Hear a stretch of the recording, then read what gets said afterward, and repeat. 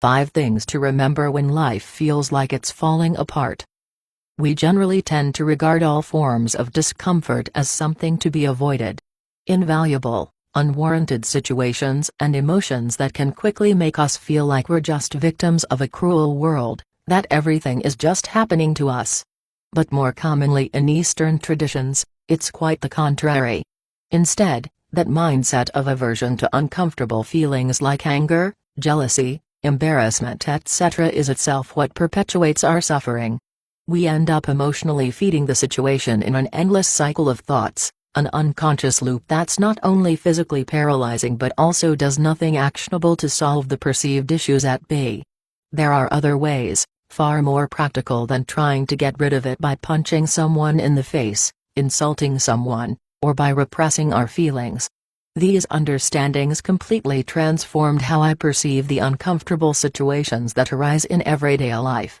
Inspired by the works of Pema Chodron, I've condensed these into 6 things to remember when life feels like it's falling apart. Number 1. This very moment is the perfect teacher. Instead of these uncomfortable feelings being bad news, realize that actually they are the richest soil for development. They arrive like unexpected messengers, uncovering with terrifying clarity exactly where we are stuck because they show us where we're holding back. This very moment is the perfect teacher, and lucky for us it's with us wherever we are. There is a story of a woman running away from tigers. She runs and the tigers are getting closer and closer. When she comes to the edge of a cliff, she sees some vines there, so she climbs down and holds onto the vines. Looking down, she sees that there are tigers below her as well. She then notices that a mouse is gnawing away at the vine to which she is clinging. She also sees a beautiful little bunch of strawberries close to her, growing out of a clump of grass. She looks up and she looks down. She looks at the mouse. Then she just takes a strawberry, puts it in her mouth, and enjoys it thoroughly. Tigers above, tigers below. This is actually the predicament that we are always in terms of our birth and death. Each moment is just what it is. It might be the only moment of our life. It might be the only strawberry we'll ever eat. We could get depressed about it, or we could finally appreciate it and delight in the preciousness of every single moment of our life. By Pema Chodron, How to Love Yourself and Your World. The truth, as Pema so eloquently writes, is that each moment is a gift or a present in itself. We cannot change what is, but we can choose to appreciate it and explore the value of what it is teaching us. When you switch your perspective and observe this simple but undeniable truth in your personal experience, the stories of lack, limitation and tigers might just fade away. Number 2. The importance of self-compassion. Our worst critics are often ourselves. Popular Western media and social conditioning often imply that we ought to reside in a constant emotionally stable, positive and enthusiastic mindset. This imposes unrealistic expectations upon us and can quickly have us harshly critiquing ourselves into self-sabotage. Carl Jung once stated that the most terrifying thing is to accept oneself completely, and I've found this form of radical self-acceptance to be the most constructive teachings of them all. How? A wholehearted willingness to be what and how we already are. Forgiving yourself completely. Accept everything about yourself. I mean everything.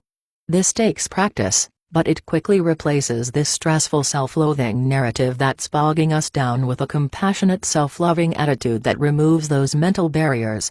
But not just for ourselves, because it's only when we afford ourselves compassion can we offer that to the world. Number 3. Nothing lasts. Not even your troubles. We think that the point is to pass the test or overcome the problem, but the truth is that things don't really get solved. They come together and they fall apart. Then they come together again and fall apart again. It's just like that. The healing comes from letting there be room for all of this to happen, room for grief, for relief, for misery, for joy.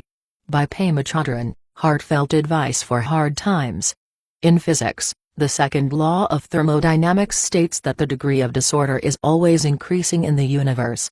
Everything is impermanent, in a never-changing flux.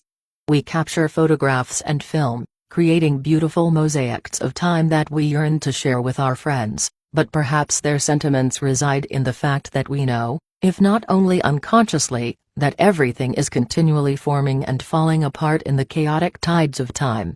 You could frame this as quite a depressing situation, but instead, I find it very liberating to know that everything is changing and nothing lasts. Not even your troubles. Because we are continually offered the opportunity to grow with the flow, as Timothy Leary wrote. Looking into nature, we see enormous rigid trees get uprooted by rough storms, yet the flexibility of foliage allows the grass to dance poetically to the tune of the wind. See here the futility in struggling to fight against the chaotic nature of our experience, and you find a far more graceful approach to life. You start to dance with it, playfully adapting to the cards dealt with every new hand, every new moment. Number 4. Worrying and complaining are vicious circles. Don't worry that you are worrying. Our minds are reactive, judging and comparing, liking and disliking, clinging and condemning. As long as we're identified with these judgments and preferences, wants and aversions, our minds are continually thrown out of balance, caught in a tiring whirlpool of reactivity. Are you changing the situation by complaining? Or just going in vicious circles? It's much more rational to realize we cannot change what has happened and worry of what could happen, well, simply hasn't. So we can only flow with what is now. Leave the mind alone, and it will quiet itself. Overthinking to fix the problem is like trying to smooth out a wave with a flat iron. Or trying to swim by grasping onto water. You only end up making more of a mess and drowning. Let go, let be, and then act. It's not a passive approach, it's active. Number 5. Trust yourself and step into the unknown. To live fully is to continually step into unknown territory. You can't make a mistake. Because even if you do something that seems to be totally disastrous, it can all be worked out. Trust yourself to step into the unknown territory of your own being, and you've found the real adventure, the hero's journey, as Joseph Campbell coined it. You can only step into those areas out there by beginning to explore in here, in yourself, all by yourself. There you learn to live by your intuition. So, live consciously in the present, laugh at your confusion, and enjoy the way life is unfolding. You might not end up exactly where you intended to go, but you'll eventually arrive precisely where you need to be. If things are going well, enjoy it. It won't last forever.